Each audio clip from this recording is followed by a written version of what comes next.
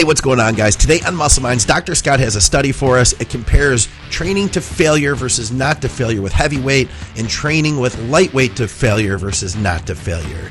We're going to find out which produces the best results. You may be surprised with the findings. Plus, we have a bunch of listener questions. We're going to cover all that right now here on Muscle Minds.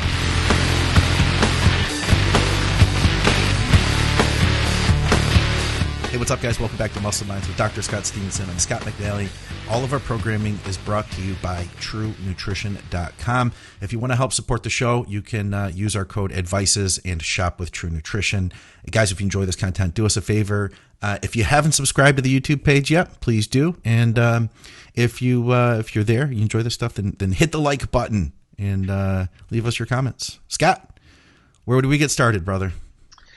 Okay, so there was a study that actually you sent. I'd seen it before, but I hadn't really focused on it. I hadn't dug into it. There's so many studies coming out. It was one that Brad Schoenfeld was involved with. Just kudos to him. And if you want to throw up the title of the study, it's from Journal of Strength Conditioning Research by some folks down in Sao Paulo, Brazil. All right. And it's muscle failure promotes greater muscle hypertrophy in low load, but not high load resistance training.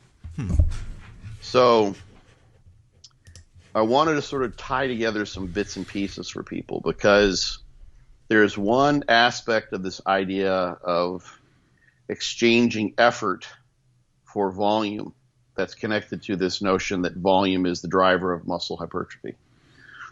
So the driver of muscle growth. And that notion is that of reps in reserve. So the idea of reps in reserve, I think it was Mike Twitcher, if I'm saying his name right, kind of came up and brought this into the vernacular, so to speak, of bodybuilders in the lifting world. And it's the number of reps that you feel like you estimate at some point in time during your set, maybe at the start or halfway through, that you can do until you fail. So hold on just a second. I'm going to switch you back over here so I can actually see. I've got so many different versions of the video going on. So let's say you pick up a load and, like, right off the bat, you say, what do you think you can get? And I think you do 3 reps and you think I've got 10 more. Your reps will be 10. If you get 8 reps into it, you might ask again and say, how many reps do you have left? Reps in reserve. I think I got 3 more in me. That would be reps in reserve measured at that point in time. Mm-hmm. So it's going to vary depending on the person, depending on their experience. We've talked about this before. People who haven't trained before, don't have experience in the gym, their reps in reserve estimations can be way off. Sure. They can, like, literally think, I got 5 more left, and if they have someone who pushes them, they'll get 10. Yeah. For instance, or more. So, but that is a nice bit. It's a nice piece of information that you can use to auto-regulate. So you can. It relates to RPE, rating of perceived exertion. They've also done a lot.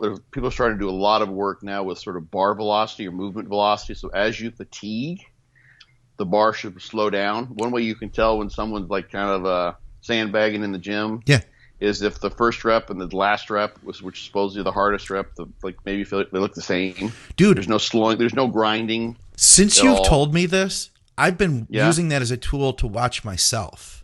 Oh, okay, yeah. Because sometimes I feel like on some exercises, and I can't tell you which, on some exercises I start and end pretty similar, and the amount that I slow down, it doesn't look like I'm really grinding.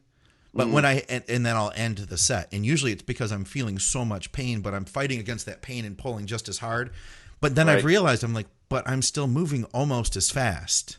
Or I'll shoot video. I'm at home training, so I can shoot video of all my sets, and then I'll review each one of them and say, like, okay. And that's one of the tools I've been using since we've talked about that a few episodes ago. And I'm watching how fast I'm moving and asking myself, was I really failing, or could I have taken that a little further? Could I have gotten 1 more, 2 more? Did I grind it out? Yeah. Well, some of that's going to be a function of how well the loading curve matches the strength curve. Okay, yeah. So that's, you'll have those sticking points where literally you're like pushing through, and all of a sudden if you had a better match between those two things, the feel of the exercise, sort of a more kind of bro way to say it, you wouldn't have that sticking point. But you have that sticking point like, shit, you always get caught like at that one part in the range of motion. So you never really have like those grinder reps where you're just pushing just past those. Yeah. Because the relative effort required at different points in the range of motion is higher. So it's maybe like it's an 8, except for that small range where the sticking point is, and there it's a 10. Mm-hmm. That's always where you get caught. So if you're trying to maintain an even rep speed, which would make sense, you're not trying to be herky-jerky, you're going to have an even rep speed until you hit that sticking point, and then you're stuck, and then you come down. Yeah. So that's something like, good powerlifters can see where people's sticking points are on presses and squats and those sorts of things too. That makes sense. And they'll do all sorts of things, overload through those and you got me thinking more now. Yeah, there's a lot of neurological stuff going on. Yeah, you've got me thinking more now. I'll get back to you. I've got some ideas I'm going to mess with bands. We can talk about it later maybe. Or, sure. Yeah, bands and chains are good for that. The other thing is muscle endurance as well. So if you looked at you can take muscle and just stimulate it with e-stim, or you just look at muscle that's got more type 1 fibers or more mitochondria, the drop off in force, the muscle endurance is better. The fatigue resistance is better. So with those high endurance type of muscles, you're going to see the rep speed is going to drop off less so rep by rep. Whereas someone and like there was actually you may have seen Tom Prince has been on RX Muscle a little bit lately. Okay, I didn't know that. I haven't watched it in a while, but he I just listened. It's on the YouTube, but I just listened to it mostly. He was talking about how he used to train. He did like only sets of like 5 to 8. Okay, wow. Those were his work sets, but he did tons of them, really high volume, but it's really heavy. Huh, yeah. And some people do better with that. And who was it? Lyle McDonald was talking about a client that he had where they just kept training and progressing within a very low rep range because that person had poor muscle endurance, but the person was fairly big, I think. And obviously Tom Prince was gigantic, trained really, really hard. But for those are two individuals of people who probably wouldn't have done well with higher reps because they don't have the fatigue resistance. They fatigue so much. Once the set gets up to what would have been 10 or 12, their fatigue resistance would just basically shut down the set. Yeah. So they prefer to train in those higher rep ranges. A lot of fast twitch, fatigable fibers. Those are the ones that tend to grow the best in a lot of the research. So anyway, the reps in reserve is a nice thing that we can use to auto-regulate too. So, or to gauge or at least direct the level of effort that you're putting forth in the training. So like when I do the heavy loading sets in fortitude training, this was before even like the reps in reserve notion was even out there. I used to just say leave one in the compound sets. If you're doing more than them, leave 1 or 2 reps in the tank, 1 or 2 reps in reserve. So you're getting pretty damn close to failure, but you're leaving 1 or 2 reps in reserve, and you're not going to failure. Some of that's just practical. If you're doing heavy sets with like a free weights and you're going down to a failure point and the bar's like, it's pinned you or you're in a rack, and then you have to unload it, bring it back to the start, whatsoever. It's kind of a pain in the ass. So, but you can gauge that and say, I'm going to do like a John Meadows type of program. He's used various ways to do this, I think, in his different programs. People who've done all of them would know. But you might do 4 sets of a given exercise, and you leave 2 or 3 reps in reserve in those first 3 sets, and the last set would only be the only one to failure. Yes. For instance. So you can use that as your relative gauge. You can also use the reps in reserve and say, you know what? I picked up on my warm-up sets, that's how I was going to work my way up to 2 1/4. And when I picked up 185, I did a set of 8, which I'm at you doing bent over rows now as an example. Okay. And I felt like when I finished that set of 8, I had like 6 reps in reserve. One day. When did another day, like I felt like I had 10 reps in reserve. I could have done a shitload.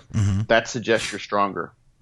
So the reps in reserve is a way to kind of estimate your strength, your level of recovery, how well you're progressing all along the road. So one of the things that's been put forth by this guy named Chris Beardsley, who's out there, he's pretty well known, a lot of followers on Instagram, is this idea of effective reps. And that is that you have to come within the notion that's been sort of set out in a very hard and fast way, and it's obviously not that way.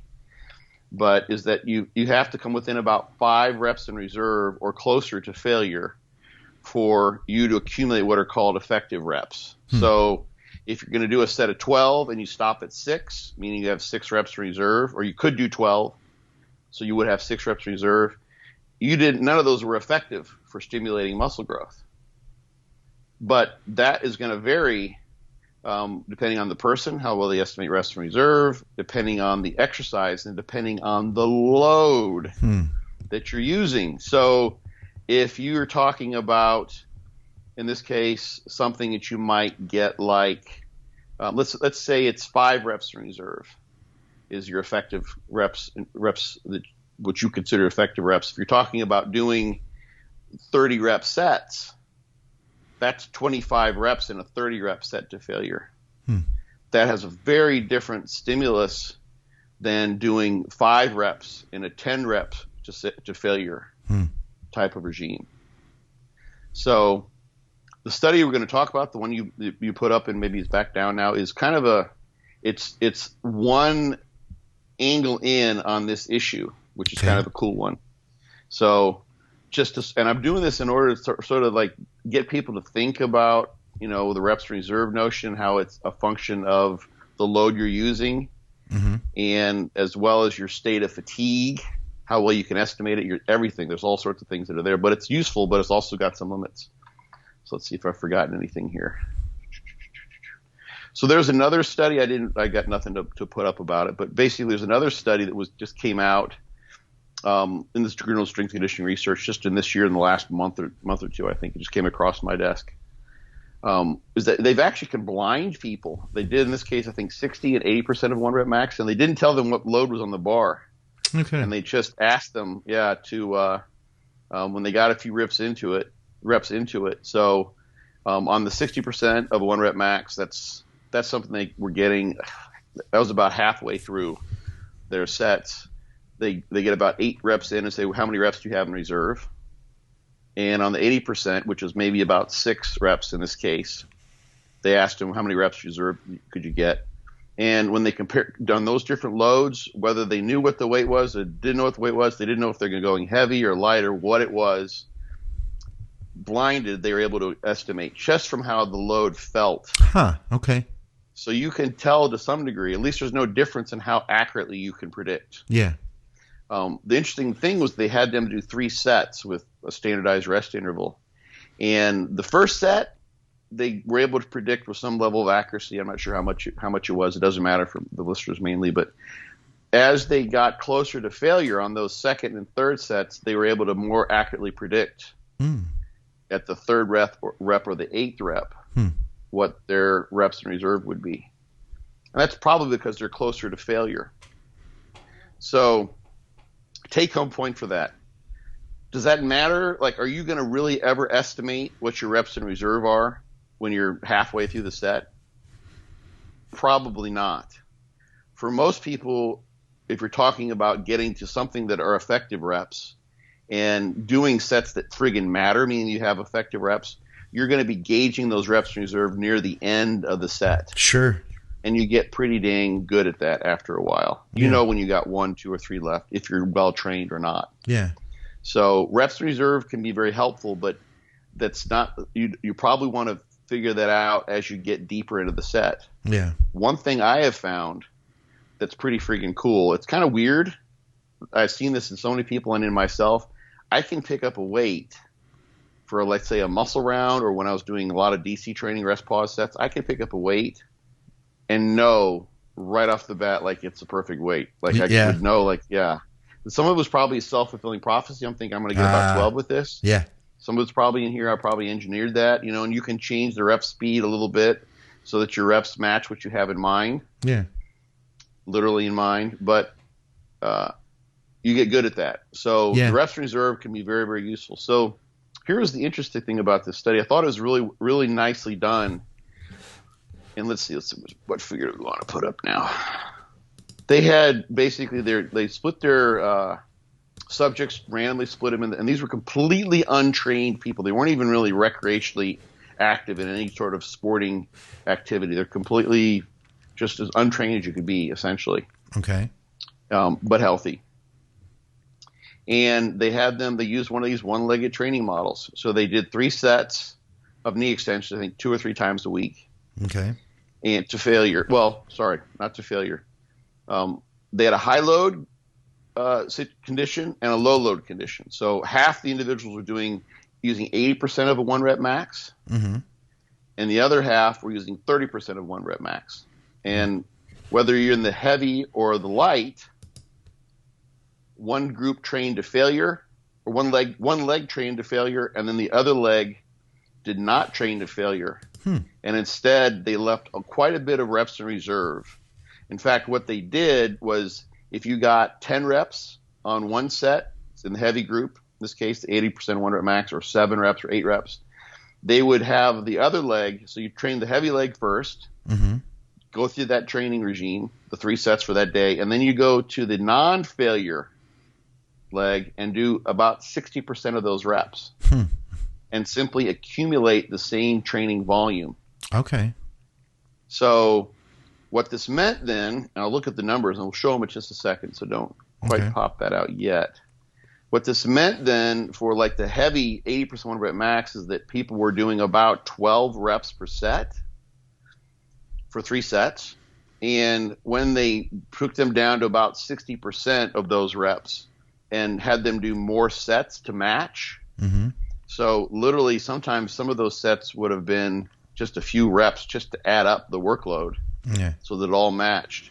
They were doing like 6.7 reps on average per set. So not all of those sets, and they were doing 5.5 sets. So you do 3 sets to failure, averaging about 12, and then you go down and do 60% of that, which would have been about 7 reps. So they might do a set of 5 sets of 7 and then like a set of 3 or something like that to accumulate the volume. So reps in reserve for those sets were 5 or so, even for the heavy stuff. So they're trying to equate all these things. This is the tough thing about there's lots of ways you could equate things. They didn't equate the reps in reserve. What they did is they equated the number of reps per set to 60% in the non-failure condition. So in the heavy group, they did what I just mentioned. In the light group, they're doing lots of reps. 30% of 1 rep max. They're averaging 34 reps per set for those 3 sets. Wow. And they set this up so that they would get about the same training volume, whether you're in the high, same workload, so amount of work done, weight times reps, basically. So it added up to be the same in the heavy and the light conditions. Oh, okay.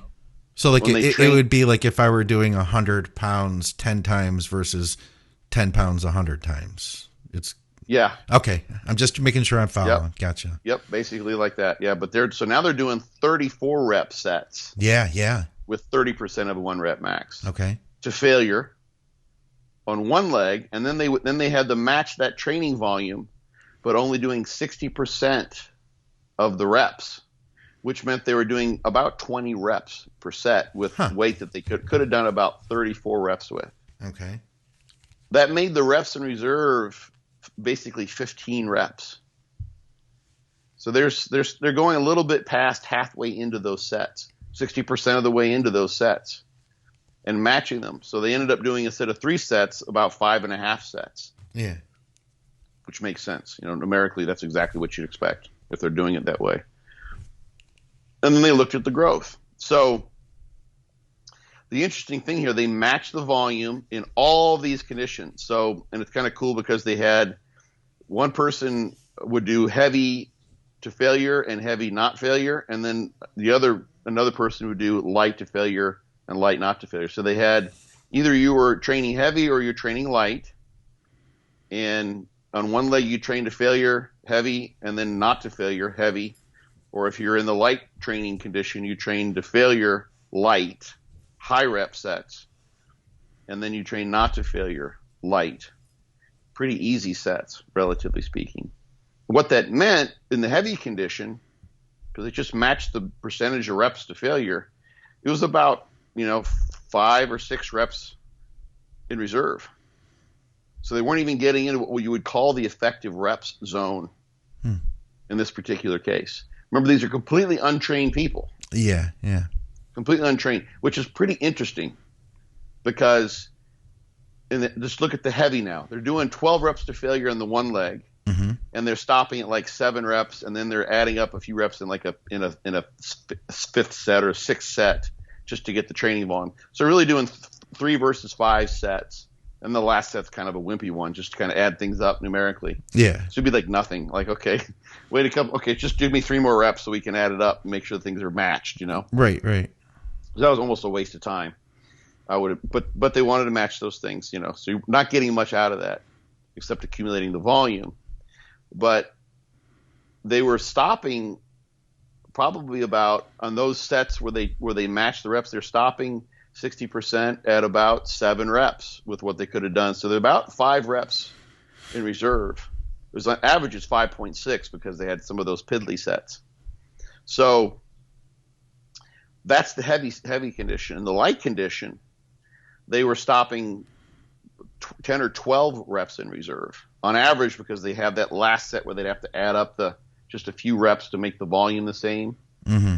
Who knows what? Those were probably just ridiculous, Give me 8 reps, and when they've got 20 in the tank. It was like kind of a cool down, essentially. But that ended up being like 12 reps in reserve. So very different reps in reserve situations. So put up now, if you could, I think it's that very last thing I sent you. Is it the muscle failure versus not failure, or is it the one with the dots or the one with the bars? It's the very last one. It's a little itty bitty one. Okay, I don't have them in an order here. Okay, I can go back to where you sent them. It's at the upper left. I see. Lascivicious. Gotcha. Doesn't sound Brazilian to me. Here it is. All right. What's up? So that shows basically what I just talked through. Uh-huh. The orange is the heavy. The light is in green. Mm-hmm. And you just see the sets and reps. And that farmost column, I just did this. This wasn't in the paper. I put this together. Oh. Is the quad growth. And we already knew that you can train heavy to failure and light to failure and get the same quad growth. And they basically nailed that. Like it's 7.7, 7.8, 7.9% quad growth. Just about what you'd expect. That's pretty good. That's noticeable. And interestingly enough, when they trained heavy, matched the volume, but stopped those reps, those sets shy of failure by 40%, by like 5 reps in reserve, they still got the same quad growth. So they are able to train easier with more sets to accumulate the volume and get the good growth. When they trained heavy with a 12 rep max type of load. Yeah. If they trained light and didn't train to failure, this is the bottom line of that, the light 30% rep max, non-failure, they got like 2.5%. Okay. Was non-significant, and it was significantly different than all the other groups. Okay. No growth. So you stop 10, you try to train do 25, 30 rep sets. Yeah. Or 30 plus rep sets. The average was 34, so they probably did like 40 on the first one. Yeah. It's fucking brutal. Absolutely brutal. They were able to get good growth. Yeah, I'm seeing that. It's almost as good as heavy to failure. It was as good. It was, identical, basically. Numerically, that's okay. Not going to be any closer. Okay. 7.9 versus 7.5 versus 7.7. It's like right there. Okay. That's statistically, practically speaking, that's no different. Makes sense. It's like, my mom's on the dating sites now, she's in her 70s, and if she's 76, so 76, we're the same age. That's a great analogy. Yes. Yes. It's like, come on. It's not like 50 versus 70. Like we're the same age, pretty much. It's a good analogy. Yeah. Okay. So it's 25 though. That's a no-go. They're looking for a cougar, Dude, so this is crazy then. So heavy to failure is just as good as heavy to not failure. Is just as good as light to failure. In this particular study with these individuals, who were, and that's the very interesting thing about this. They literally, I'll read what their description of their subjects, because they This is why they so often, use untrained individuals. So 32 male individuals volunteer participate in the study, 19 to 34, physically active, but none engaged in any type of regular resistance training or regular participation in any strength-based sporting activity for the lower limbs in the past 6 months before study, nor did they participate in any parallel program of physical training during the study period. So they were recreationally active, but they're not doing anything, like there's no physical activity per se. They're just, it's hard to even say, like they're physically active. So they weren't invalids. They weren't couch potatoes. Yeah. They didn't say, I don't think here. Yeah, I mean, they're average size, average weight. It's a 1 rep max. There's any extension, so it's hard to know what that even means. So they just put a 1 rep max. They didn't say if it's 1 or 2 loads, 2 reps, 2 legs. But these are basically, these are fresh slates. Yeah. They're as primed to grow as they can possibly be because they're not doing anything. So that's what's fascinating. That's a big concern. It's a big issue in a lot of these studies, is that obviously things change. Now imagine you, Scott. Let's say we'll go back to, since we talked about bent over rows, and you work your way up to where, like, your posture, your glutes, your low back's not an issue, and you're doing like 275 for sets of 12, let's say. Okay. And then and that's where, like, now the rubber meets the road. I'm going to start progressing with this. Uh-huh. And instead of doing sets of 12 for 3 sets of 12, and let's say that's all you're doing for whatever reason, it wouldn't be. Mm-hmm. You'd probably be doing more. But let's say you just do that, all your back training 3 times a week. Right. You start doing sets of 7. At least 5 reps in the tank. And then you do like a warm down set where you add like 3 or 4 reps or something like that. Wow. That wouldn't, like, that. Yeah. That would be so easy. Like, the sets maybe just getting going when you get to rep 7. Like, right. Just working your way through, Yeah. You got your groove going, and then you just stop. Yeah. There would be no slowing of the bar. There's slow movement. Your effort level wouldn't be all that tough. In fact, there's another figure that I sent you where they actually they gathered an RPE. This is the one with the RPE on the left. Yeah. All right.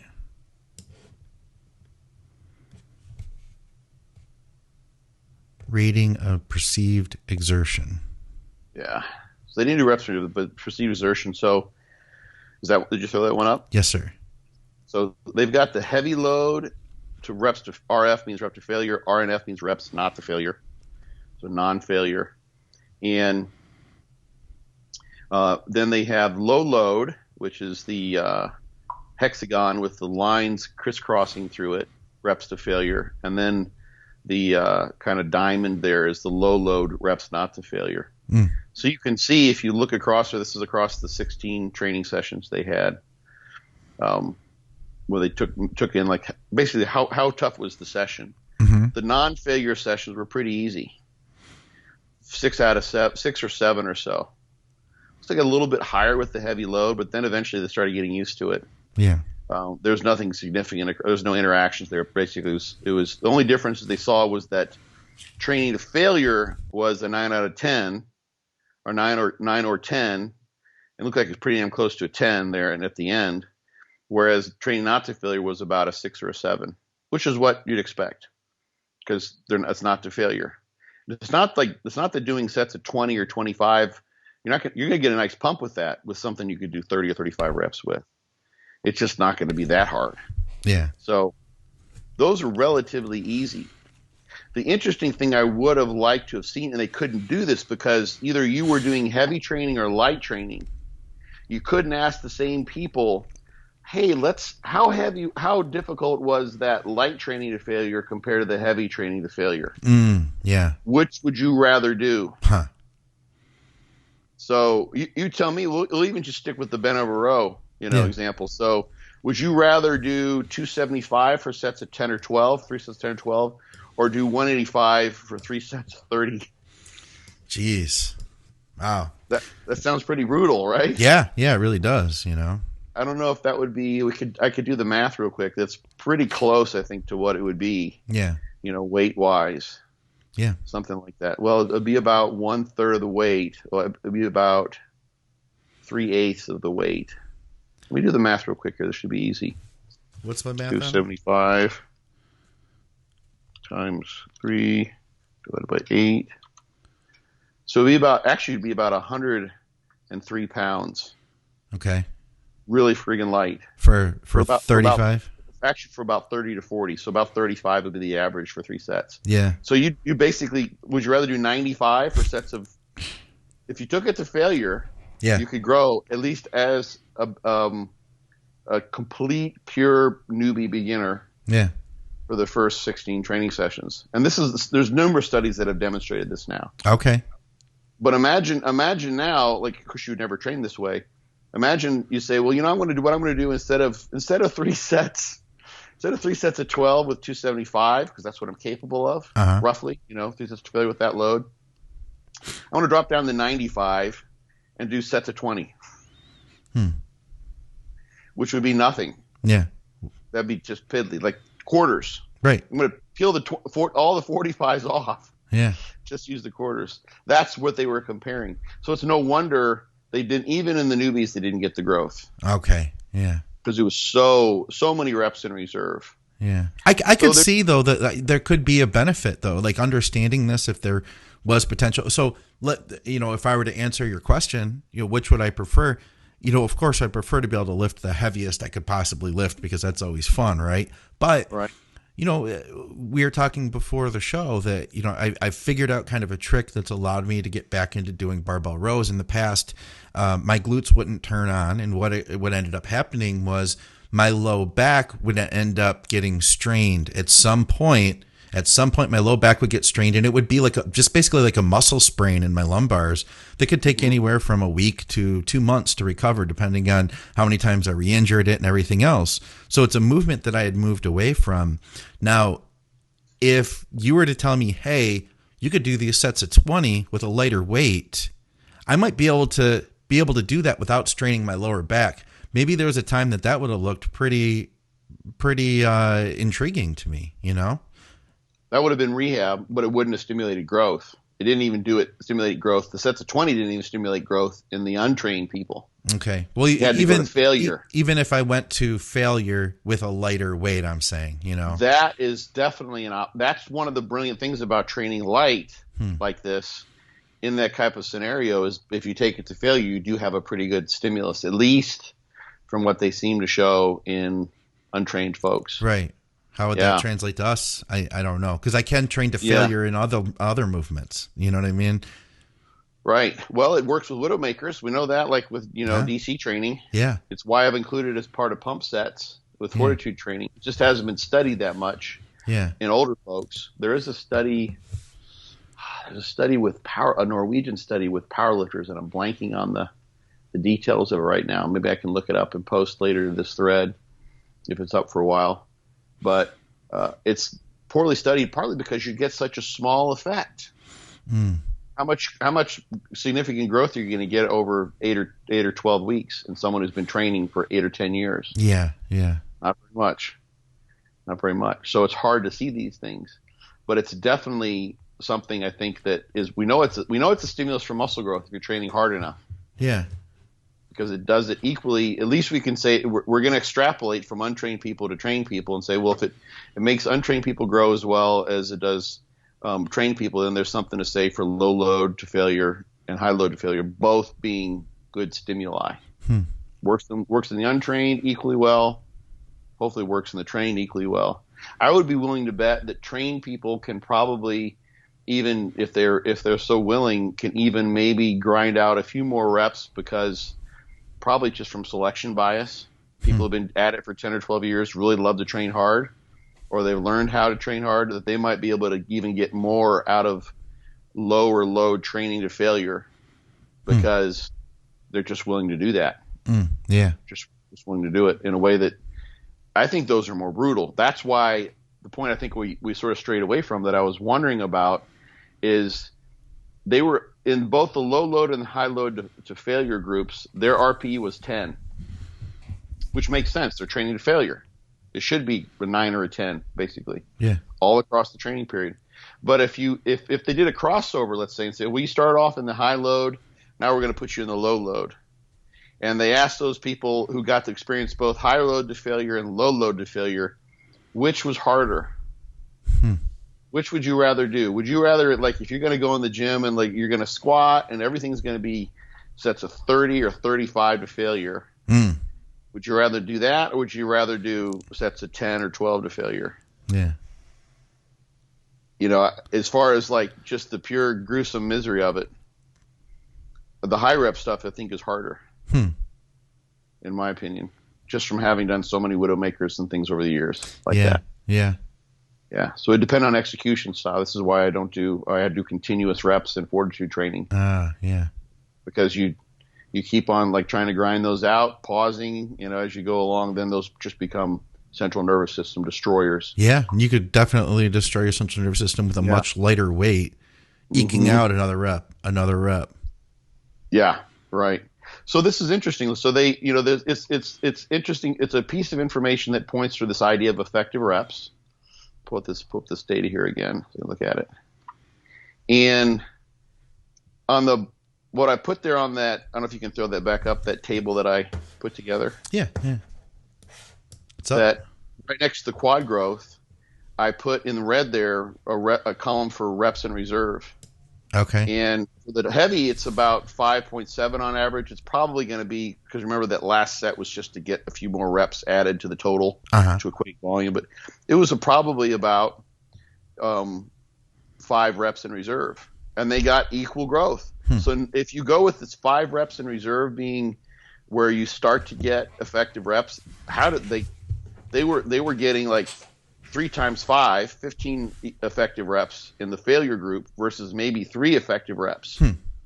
If you want to equate that in a black and white mathematical fashion, which obviously you can't. Right. But that number of 5 reps in reserve does not hold here in this situation whatsoever. Because the growth was the same. In the to failure group, they went to 7 reps, which would be about 5 reps in reserve, and they did all those 5 effective reps all the way to failure in each of those sets. So that's 3 sets with 5 effective reps. That's 15 effective reps if you're using that 5 rep marker as sort of your definition. Whereas in the other group, they were stopping about 5 reps short of failure. They were getting maybe 3 reps that would be considered quote unquote effective, but the growth was the same. So that doesn't work out.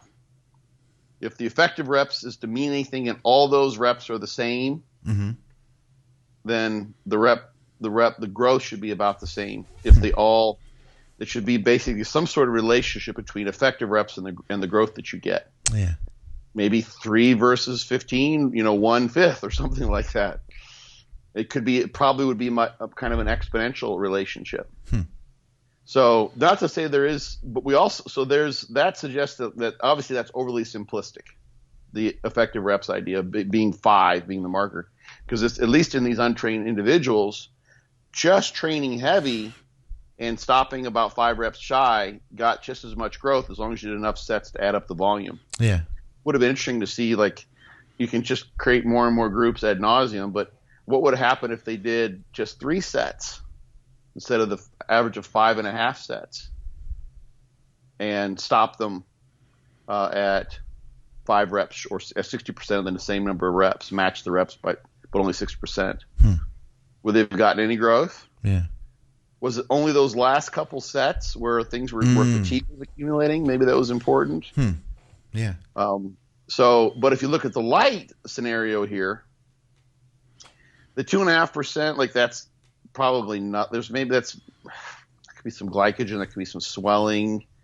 It's not much. It's 1/3 of the percentage increase compared to the failure. I'm talking about the light load now, but they were stopping like at least 10 or 12 reps shy of failure. So if we consider statistically there's no growth in the non-failure low load versus the failure low load, then that effective reps, there is something to say for it. Like, you can't stop 10 reps shy of your failure point and expect to grow, even if you're untrained, when you're most likely to grow. Like, you can grow doing anything when you're untrained. But if you're training if it's that easy that you got 10 or 12 reps in the tank, not going to work. You couldn't even, if you did that with the heavy load, you stopped 12 reps in the tank, you wouldn't even lift. You'd be do 0 reps. That'd be nothing. 12 reps in reserve is 0 if you're doing a 12 rep max set. Yeah. So that can't go. So another interesting condition would be like what happens, and I think this you can kind of conceptually think about this. What happened if they were to stop stop at 5 reps in reserve on the lighter sets? Mm-hmm. I had the sense that if you're going to do a set of, if 30 would be that absolute utter like destroyer, failure, like, okay, this person's not getting up for 5 minutes from the floor, if that, like they're going to be there until lunchtime type of thing. Stopping 5 reps shy of failure is doable. I would bet you get a pretty good growth stimulus from that if you did sets of 25 with a 30 rep max. Yeah, I would think so. Yeah, and I think, so that would be interesting to see what would have happened there if they would have done that. So that might be a follow-up study, is to look at this. They looked at it from the percentage. They matched volume and the percentage of reps per set, and then added up the sets to match the volume. So they did easy sets to match the volume. If you trained heavy, it ended up working. If you trained light, because the reps in reserve were so high, you're so far from failure, you didn't get anything from it. So that points towards the effective reps idea. Yeah. Is it stop 10 or 12 shy? No, you didn't get into the effective rep range. But I think if they went to 5 reps shy, they probably would have. That would have been close enough to failure. They probably would have gotten some good growth out of it. That's my guess. That's just my sense. Yeah. My bro sense. Right. Of that. So this is just, hopefully this just gets, I thought this was a fascinating and really well done study, and this is like cool science. It tells you can't go in and you can train high reps to failure and you're going to grow, but it's to failure and it's brutal.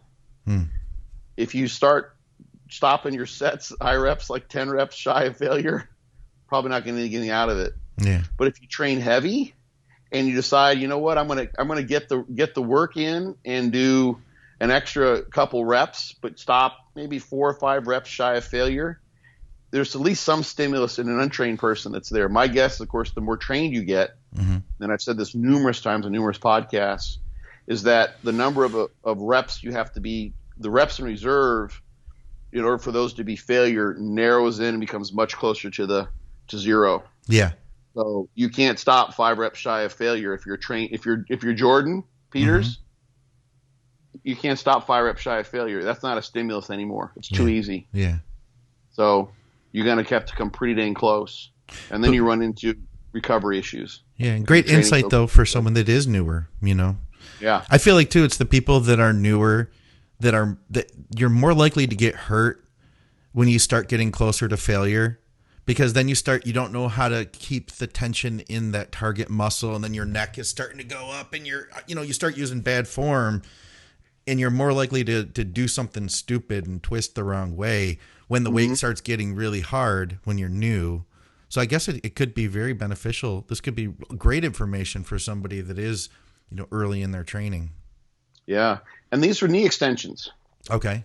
So there's very little, there's obviously a learning curve that's going to happen there, but there's not a form issue. There's not much of a mind-muscle connection issue there. Yeah, but I'm saying though, as insight for anyone, apply that to any other muscle group they're working too, right? Shrugs, anything. I'm connecting what you just said with the study actually. Yeah. So in this case, you can actually go to failure, and as an untrained person, you got a better sense that you actually took that muscle to failure given what the person's capable of. Oh yeah. Because it's just the quad. There's no cheating. There's no swinging. Yeah. They got them sitting up. They probably had them buckled in on the seat. Yeah. Like it's just the one muscle. It's an isolation exercise. Whereas if you're doing a bent over row and you haven't learned to contract and lift with your lats and your back musculature, you start using your arms, you start using other things. You can't, until you've got a good mind-muscle connection, you can't even bring that set to a failure point where failure is dependent upon the target muscle.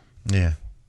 So it's actually, if you're an untrained person, it's worth your while to focus on that form because you can focus on form and learn a good mind-muscle connection, and still be multiple reps shy of failure per this study, and still, as long as it's not 10 or 12, and still get a good growth stimulus. You don't got to go to failure. You don't have to risk hurting yourself, straining like that, all those sorts of things. You're better off spending those early years training the mind-muscle connection, learning good quote-unquote training form, so you make the muscle you're trying to train the one that you actually are training, so that with years down the road, when you're becoming so trained, and now the effective reps mean fewer and fewer reps in reserve, you're actually able to do that. Yeah. If you've learned how to train like an idiot and you're throwing the weight all over the place and you don't have great genetics or just a natural inclination, then your failure point, let's say you just, for whatever reason, you're just someone who just never really learned to connect with the muscles they're trying to train. Right. But you get better and better at training really, really hard and not focusing the workload on the target muscle, but just letting it go all over the place. So that means what you'll end up doing when you're doing bent over rows is you're doing really sloppily. You can now train to failure, but you don't have a very focused stimulus on your back. You're not training the muscle you're trying to. Whereas you take someone who has early on learned how to train the back musculature really, really well, now failure training for them 5 years down the road is back musculature failure training. It's not bent over row failure training, which means using everything you possibly can to move the weight around. Yeah. So you're totally right. Yeah, learn how to train the muscle right. You're going to get a great stimulus. You don't have to go to failure. Stop shy of being sloppy because you're still getting a great stimulus. Learn how to get a better stimulus, and then that skill will help you down the road. Yeah. So. Yeah, makes sense. Hey, what's going on, guys? Thanks for watching another podcast here at Think Big Bodybuilding Media, and thank you to our great sponsor, TrueNutrition.com, for making this all possible. TrueNutrition.com is owned by Dante Trudell, the creator of DC Training. He wanted to create a supplement company that offered high-quality, third-party tested supplements at a fair price. High-quality protein powders, just about every type you could think of, huge variety of flavors, plus health and performance supplements. Check them out, TrueNutrition.com. And hey, if you use our code ADVICES, you directly support our podcasting. Thanks, guys. Let's get back to the program.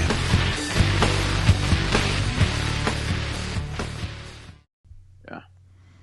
All right. What do we got question-wise before you're looking sleepy? Let's see what we have here. We'll start out with one that's going to be, I don't even know where you're going to go with this. If it was anybody else on the Think Big podcast and Advices podcast, I'd be like, this is not a question for us. But Scott, you always surprise me.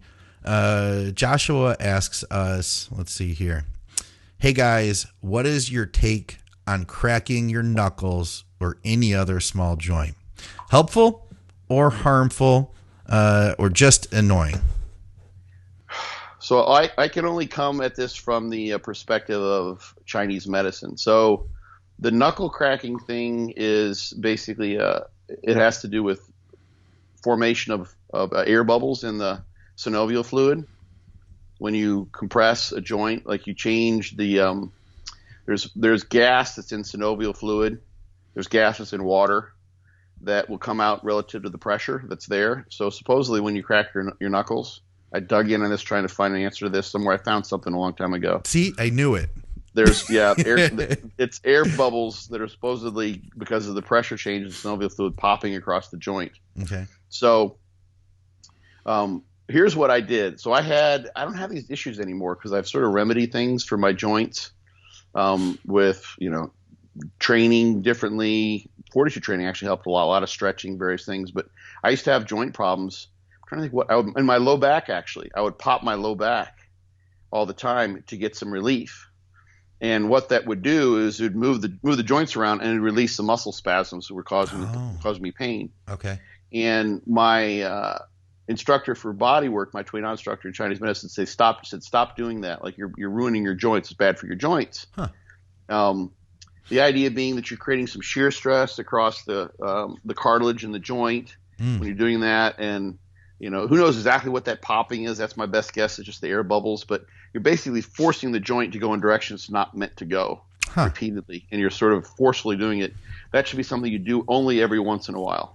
Okay. Like when you're going in for a set, when you've got a practitioner who's there is going to make sure those spasms don't come back, and you've got a good treatment plan coming along. So kind of like taking anti-inflammatories when you need them in order to get past some pain and inflammation and set yourself on the right path. You don't want to do that all the time. That makes sense. So he's like, okay, stop popping your back. So for like 2 years, I stopped popping my back, and the pain never went away. Stayed the same. My pain, like I literally for 2 years, I like on a daily basis, multiple times a day, I would resist that. Yeah. And I didn't see any effect from it. So, that's my guess. It's probably, if you're doing it all the time, you probably got something going on that you could remedy. You're probably doing it from pain, and you probably get some sort of arthritis going on. So look into something like UC2. Even people who don't have unnatured collagen type 2 is something that the thought mechanism is that it comes in through what are called the Peyer's patches in your intestines, which are part of the immune surveillance system in your GI tract, which is kind of important. Stuff comes in from the outside of your body that you take in through your mouth. Outside of your body comes into your body, and it's sort of it's like a checkpoint. It's like the TSA for molecules coming into your body. Like we're gonna, we do a little bit of a pat down on things. And the unnatured collagen type 2 is coming through these Peyer's patches, and supposedly training into the immune system the idea that collagen is an okay thing to have. And what this apparently does is it stops people who have sort of almost a subclinical autoimmune type of situation going on where their own immune system is attacking their own cartilage. Oh, wow. Thinking that it's not supposed to be there, that it's foreign in some way. And that's the cause of people with arthritis to some degree. Okay. It's not outright rheumatoid arthritis per how it would typically be diagnosed. Yeah. But it seems to work pretty well. And that's thought to be the mechanism. So that's something that I think might help someone who's constantly cracking their knuckles or small joints. Okay. Otherwise, there's all sorts of things that could happen. You may have damage to the joint. You may have, tight musculature from repetitive activity, blah, blah, blah. So if you're constantly doing it, I'd figure out why and go, you're treating the branch in Chinese medicine, which is you're treating the fact that it's bothersome to you, and you can do that little pop and get things to move around. It releases the spasms and probably gets some synovial fluid moving around in there again, helps with lubrication, but it's a quick fix. It's not treating the root of the issue, which could be anything from hydration to your immune system with UC2 to, a bunch of other things, multitude of other things. So you can get UC2 as well in J-Flex product from True Nutrition, our sponsor, along with a bunch of other stuff in that product. I'm on my second month of that stuff now, and the second month of the rest of my life, Scott. Yes, today's the first day of the rest of your life, Scott. Yes, the first day of the second month of the rest of my life. And are you feeling less pain? I am, yeah. It's definitely working. Yeah. Oh, cool. Yeah. What joints or where? My shoulder. My AC joint, yeah. Right on. It's hard to know because it should be getting better anyway. Yep, right. So... But it's definitely, it's improving, and I'm going to attribute it in part to that. Travis James has a question. He says, can Dr. Scott talk about the prep where he experimented with higher protein than normal? Did it benefit him in any way, pros and cons? And then maybe slide into the area of minimum protein dosing to stimulate MPS, maximum protein dosing, to avoid the system full refractory effect and the state of excess protein in the body. How much of the excess protein can be oxidized directly as energy compared to how much is converted to glucose pool via gluconeogenesis. Thanks as always. I love it. That's your favorite word, gluconeogenesis. That's actually a good topic for an entire podcast. Yeah, it really would be, wouldn't it? To be honest. I tell you what, I'll give because he took the time to write that out. He's actually got two other questions that are pretty good ones. One of the things I was doing with that, and that was a few years back now, but I remember I was using casein at night, pretty high amounts actually. And I've been using what's it called? There's a Greek yogurt product that's got like a couple grams of carbs, and just like 2 grams of carbs, maybe 2 grams of fat in a serving, and it's like 450 calories in a container. Okay. I throw some cinnamon in there, and I have one of those before I go to bed. Yeah. And the appetite suppression is amazing. Really? Okay. Oh, it's awesome. It's incredible. So that's one of the biggest things with higher protein is that the gluconeogenesis, the glucagon, which gets elevated from all that excess protein coming in, it helps turn on the gluconeogenesis, will reduce your appetite substantially. Oh. So it's hard to say. I'm at that point where I'm looking for little subtle effects. It's not like I'm going to do something like bump up my protein and all of a sudden come on stage 10 pounds heavier. Yeah, yeah. Because I've been, competing for, almost 25 years now. I've had this for like 40 or close to it. So it's not like I saw a huge impact there, but just having the appetite suppression was gigantic. Okay. Ease. And I think that may have been the year that I had that awful dilemma with Rusty. Oh, it was. Dog. Yeah. I think it was. Yeah. So I have a video on Instagram from sometime within the last month where I was on target. I looked really good, I think, and everything crumbled because of that stressful situation. So it's hard to say. I don't have any stage comparisons, but I think I was as good as I've been in as almost ever then in doing that. And the thing I think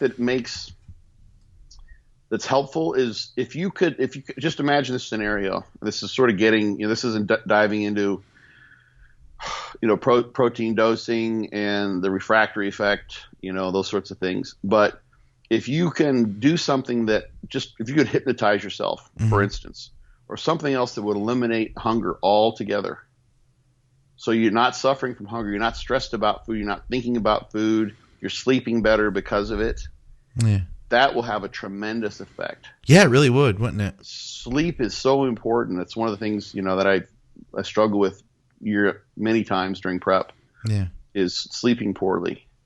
And trying to figure out that, it's always like, a different solution each time, it seems like. Yeah. But with more protein to help with that, so advantageous. Huh. So that's, and for me, when I go low carb and the higher protein is there, I don't care about whether it's technically keto or not. Mm-hmm.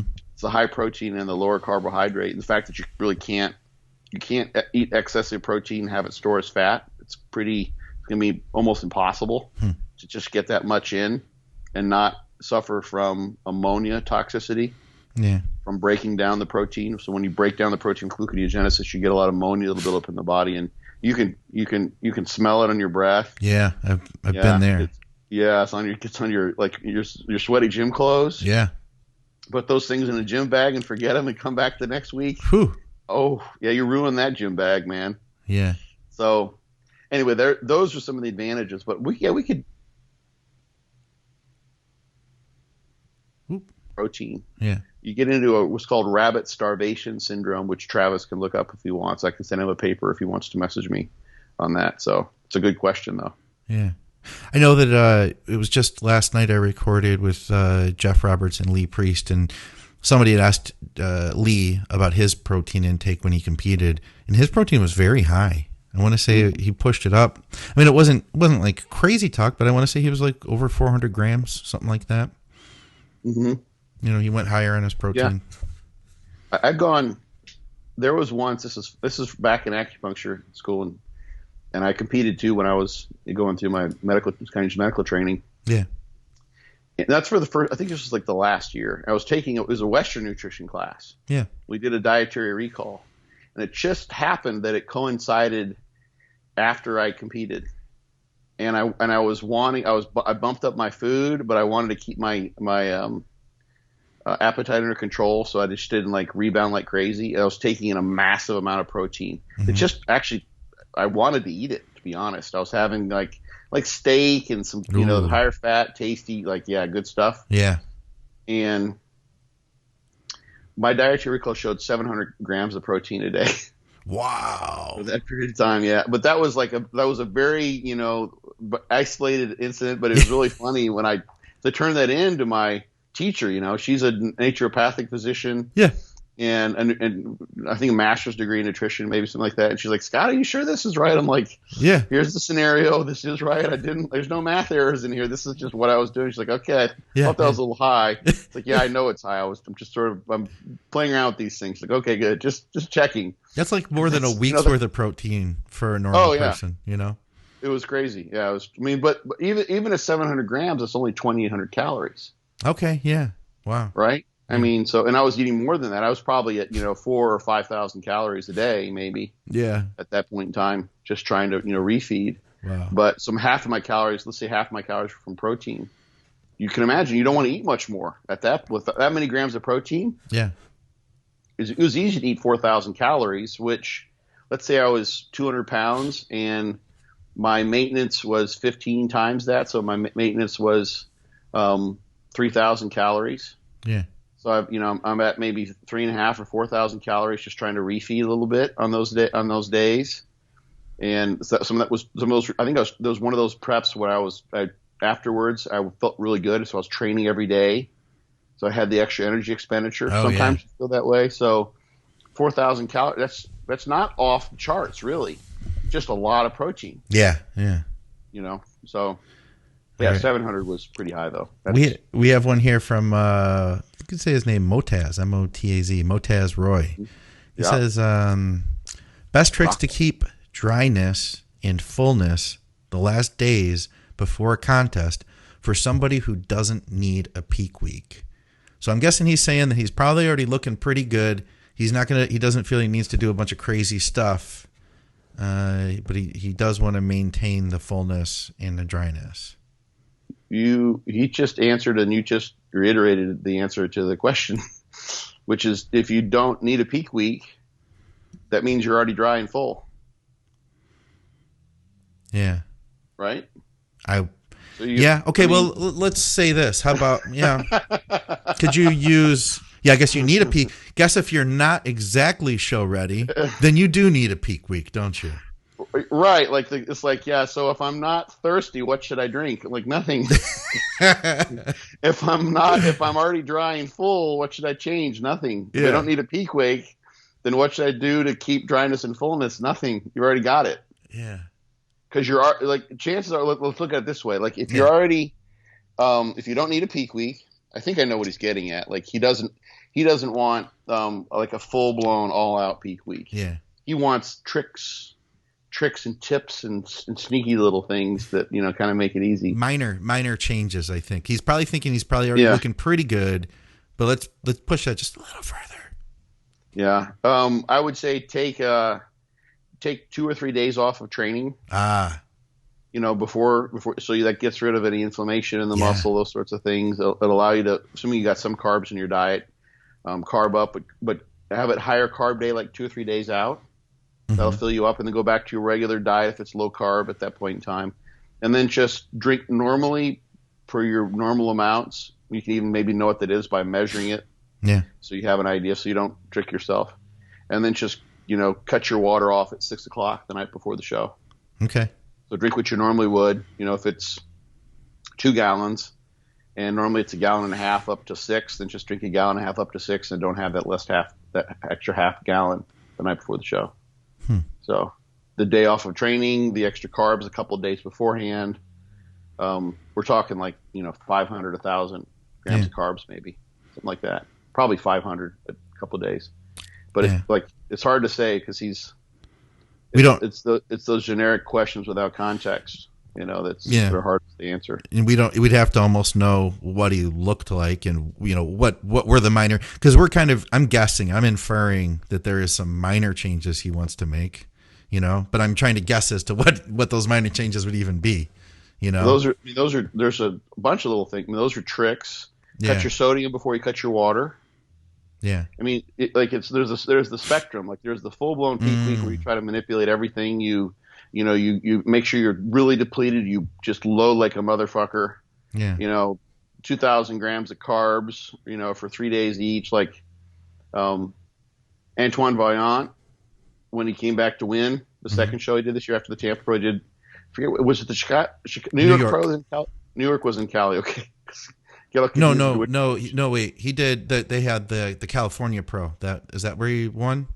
He won in California, but was it the Cali Pro? California. Yeah. Okay, or was it in Vegas? I don't remember. Whatever. Yeah, that was in Vegas. That's right. The California Pro was in Vegas. The New York Pro was in Tampa. Whatever show that was. Yeah. But he was really over depleted, and sort of looked stringy, especially the upper body, his legs, ridiculous. But so what I think he said he was doing like 1,000 grams of carbs for I think there's 2 weeks between the show for like 10 days, something like that. Wow. Just filled out like crazy. So like that's one end of, like going for it and filling up really hard and blah, blah, blah. Mm-hmm. A full blown peak week would be like, do everything, to the letter that to be as full and as dried out as possible. Yeah. And then there's, like what Lee Priest would do. We talked about Lee. Lee wouldn't do any of that stuff because although, he only really got in shape a couple good times in his IFBB pro career. And when he came back, he was in really good shape, but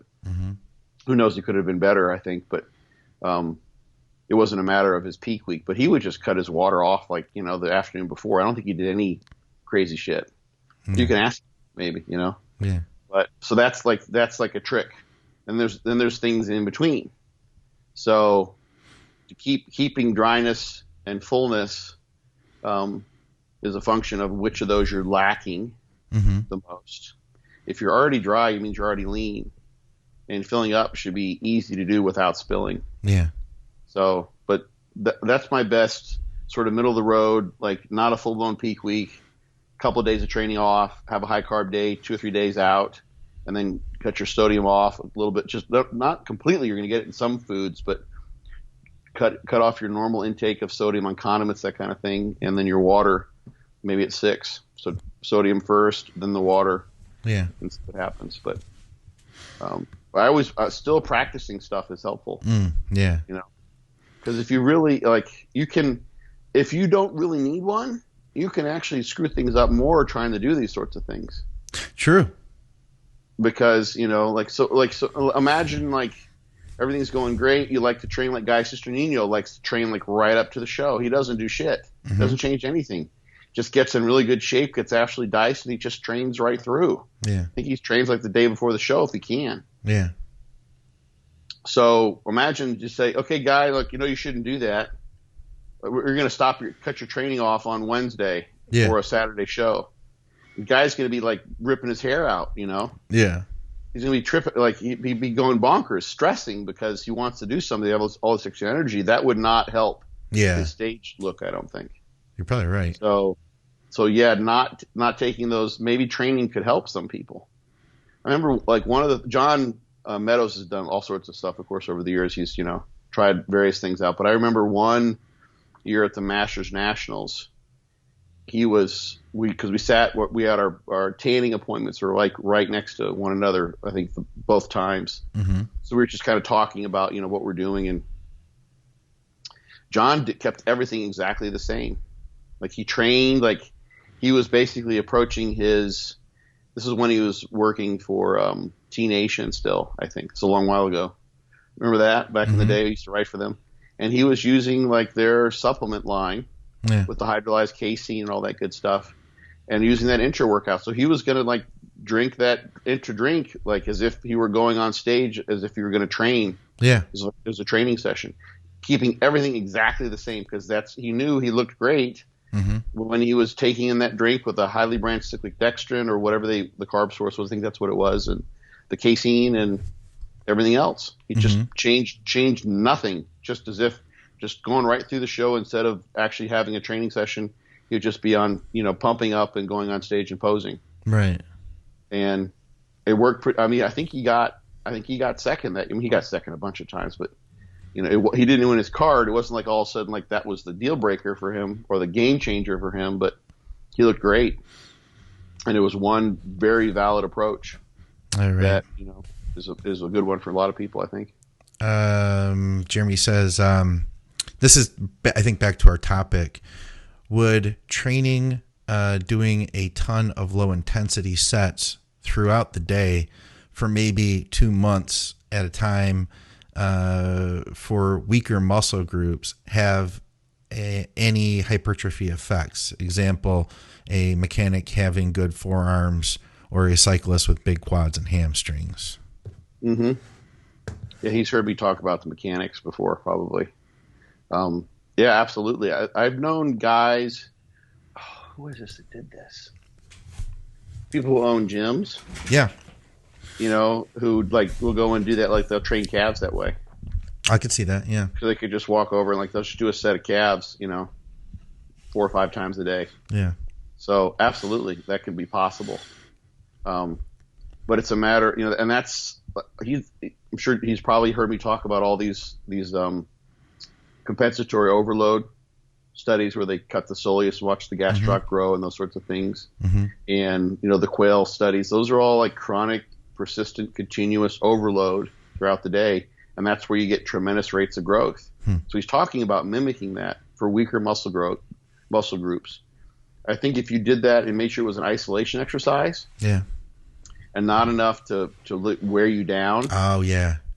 So I wouldn't I've heard of people doing this too. I wouldn't go and try to do a set of squats to failure. Right. Yeah. That's what I was thinking. Squats, deadlifts, But maybe for calves or hamstrings or forearms. Yeah. Something like that. Triceps maybe. You got to be careful with arms, I think, because they're so involved with other things that if you overtrain, you try to do it with triceps, you get a triceps tendonitis, and then you're kind of screwed. You can't do it any pressing. Yeah. And it can even affect your pulling movements too. So. Yeah. But yeah, that's a possibility, especially if you can't get a good mind-muscle connection on those. Otherwise. Yeah. So you'll entrain that pretty well. So. Yeah. I could see it working good for some things. We talked about that a long time ago when I first got my lat pull down machine here at the house. And Jordan was still on the program, and Jordan was like, yeah, if you were to, do a set of pull downs every night before bed, just do a set. He was like, your back will be bigger in a year. Yeah. Yeah. I mean, I've known people who've done that with push-ups. There you go. We've talked, or maybe we didn't talk about it. I heard it on another podcast. It was on Mind Pump. They were talking about that. They set up what they call trigger sessions.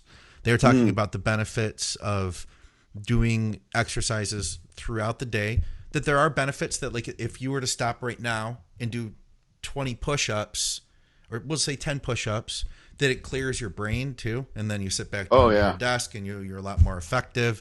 And they were saying that we can look to people in the prison population that every hour, okay, I do 10 pull-ups at 10 o'clock, 11 o'clock, I do 10 pull-ups every hour. It's a way to keep their brains busy, but they can develop some muscle out of it too by just every hour they do something, My, I had forgotten about this, but I had a wrestling coach. I think he was my 8th grade wrestling coach who said, for arms, when you're, for arms and chest, if you're watching TV, you should do that. Yeah. And I had these plastic DB dumbbells. Okay. And DP, I think it was a DP for life. That's the logo. I'm trying to remember what the name of the company was, but that'll ring a bell with somebody, I'm sure. Yeah, probably. And I'd have those down in our living room. They normally were upstairs, kind of we had a guest room where all the weights were that my dad had. I'd sneak up there and train.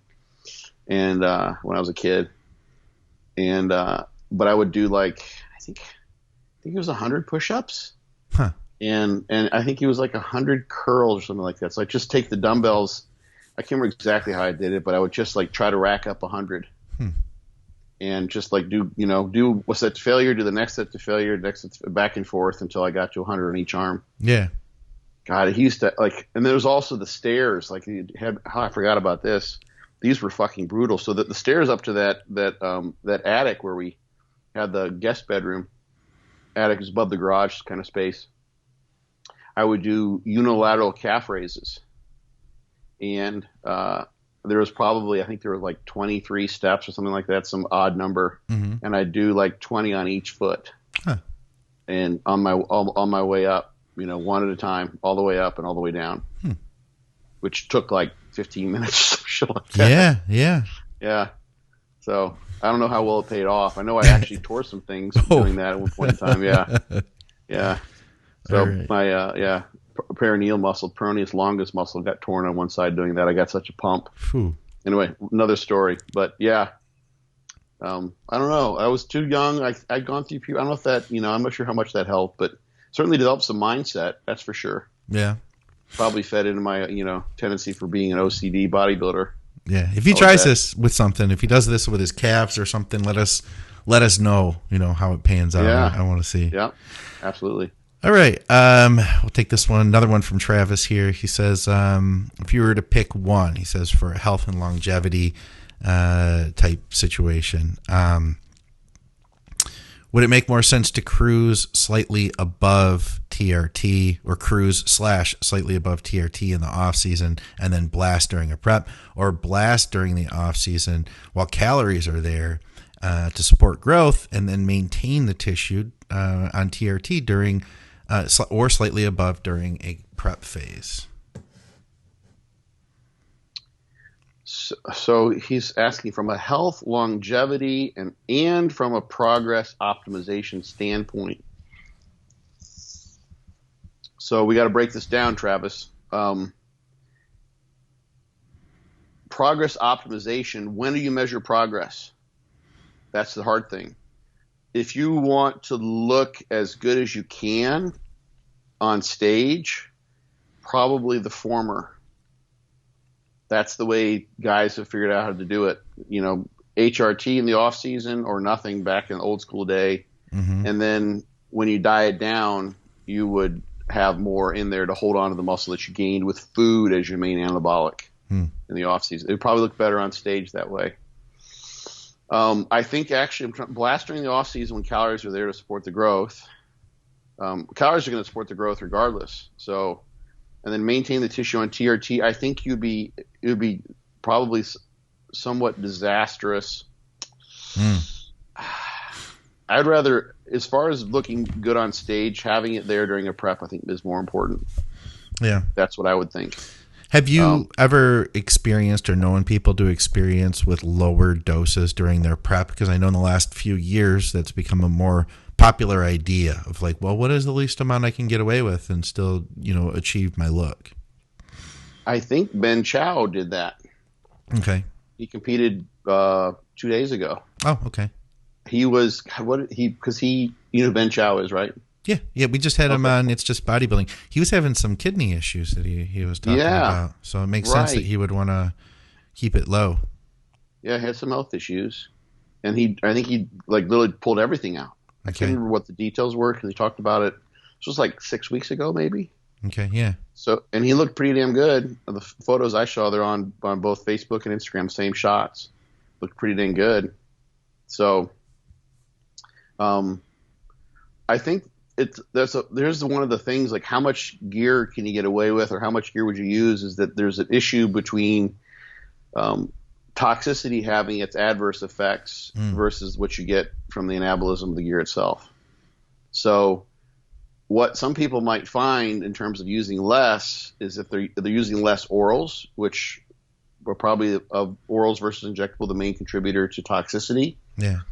If they're finding using less, they're probably using less of the orals, and that would have the greater impact on the overall look because they're removing the toxicity. So if you go from, let's say, I don't know, just throw out some numbers, 500 grams of injectables and 500 grams of orals to 1,000 or 800 grams of injectables and no orals, that would probably produce a better look, I think, than even like 500 grams of injectables for some people, and maybe even 300 grams of orals, depending on how well they do with the toxicity. Yeah.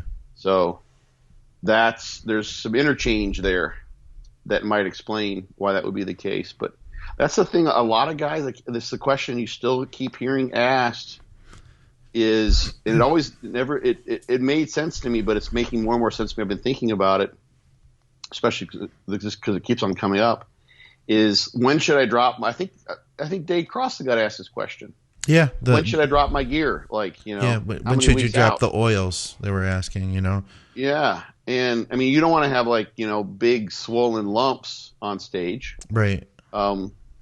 But you also don't want to have a hormonal crash or have a scenario where, now you're Now you've got greater aromatization coming. It's not matched by incoming androgens. Yeah.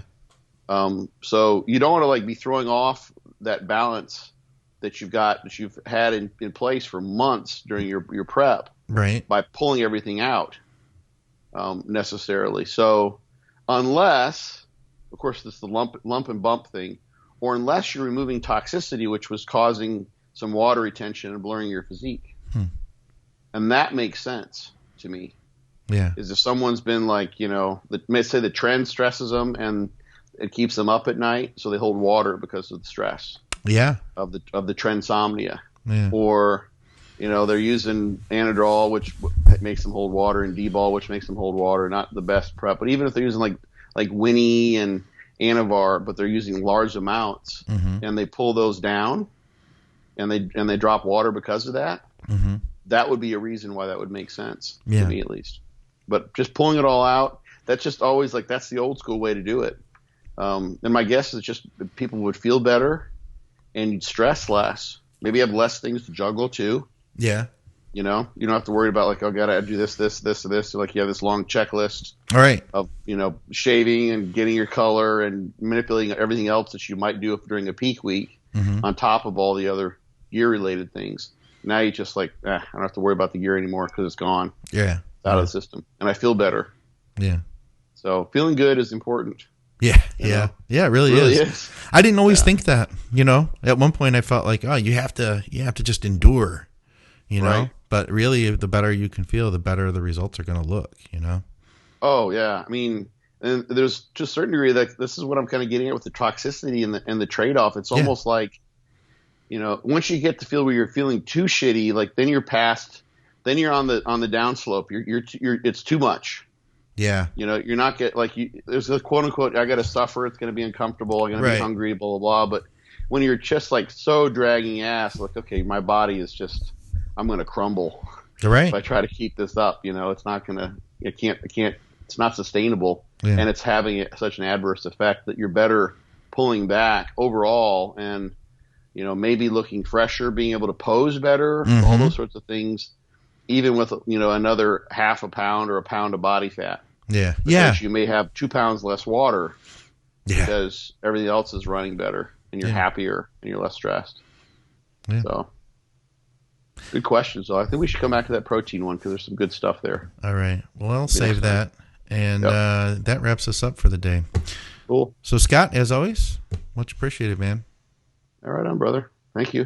Guys, thanks for handling the technical shit. Yes, that's my job. That's my job. You don't need to worry about that. This whole computer thing and this mouse thing, I just don't know what the fuck's going on sometimes. We just have Scott in a box and we give him studies.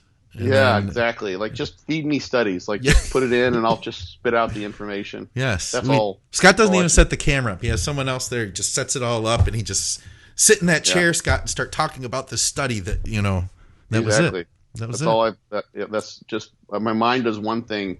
Yeah, one thing. Studies. And then exercise as well. Yeah. And let the dogs out. You also can feed them and let them out. Right. Oh, and you work on your truck. I pick things up. I put them down. I read studies. I regurgitate them. In the truck, too. Pretty much. In the truck. Yeah. With the dogs. In the camper. We summed it up. That's it. Yeah. That's me in a box. All right, guys. Well, besides that, Scott also wrote a book. It's called Be Your Own Bodybuilding Coach. If you want to check that out, you can go to BYOBBcoach.com and check out his training program over at fortitudetraining.net. We'll have links to all that in the description. And, of course, check out our awesome sponsor, TrueNutrition.com. Use our code ADVICES. If you haven't subscribed yet, you can see more of this and a bunch of other stuff on the YouTube page, Think Big Bodybuilding Media. And that's it.